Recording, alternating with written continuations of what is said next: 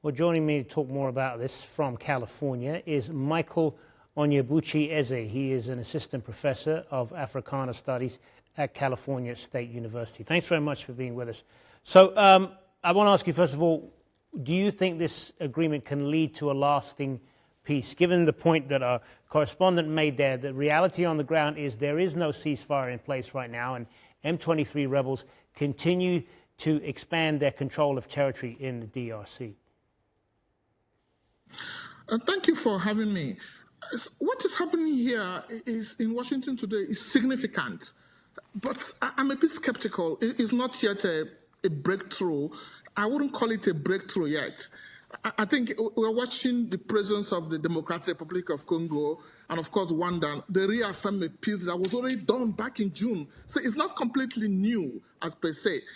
But despite my skepticism, I think the symbolism matters here, because what's happening here is a kind of a geopolitical negotiation here, where the US is trying to project itself as a kind of what we call a stabilizing power in a region that has been very, very critical. Of course, we all know that for global supply of copper, cobalt, and other strategic minerals. So it is for the interest of the United States, for the EU, for the world power, that there is a little bit of peace.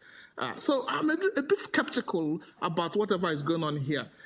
Of course, we have a diplomatic agreement between states. That's first of all, two states make a diplomatic agreement. But what is ignored is what is a nation state in the context of Africa here? Because it's being fought by the elite, but the people, the main actors actually, who are actually perpetuating the conflicts, none of them is in the room. So we should take it with a pinch of salt. It's a little bit elitist for me. So I'm afraid if I sound a little bit pessimistic about it, it's not a very, I'm still very, very skeptical, because M23 representatives are not there. The FDLR from Kinshasa, sponsored by Kinshasa, are not there represented. So you see two just elitist leaders coming here to speak to themselves. But it's not bottom-up negotiation. Okay. It's still top-down, very hierarchical, very isolationist, and that way, it doesn't actually, it's not very, very inclusive. So I'm afraid it's I'm skeptical about it, yes. Given your skepticism then, what do you think the United States can do here then to make sure the two sides stick to this agreement? The first of all is to decentralize this negotiation.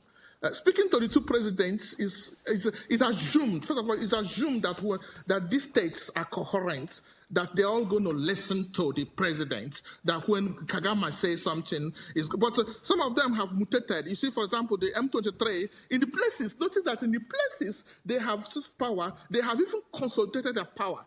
So speaking to the president is very symbolic, but to include everybody who is involved in this conflict, the people, the local people, the militias, bring everybody to talk to one another, to talk to each other. Forget about the vested, so decentralize the hierarchical negotiation that is done between elites. One elite talk to another elite. I mean, it's casualties. The real casualties of the war are not those people who are there in Washington talking. The real casualties are those who are being affected every day. The FDLR, the victims, the M23, these are the people that should bring to the table, how do we talk? What is at stake here? And then from there, you can even have a meaningful conversation. Unless this conversation is decentralized, get everybody involved, we're just going to it's a kind of it's not going to have any meaningful foundational impact. Yes. Good to talk to you, Michael Onyebuchi Eze. Thanks very much for being with us.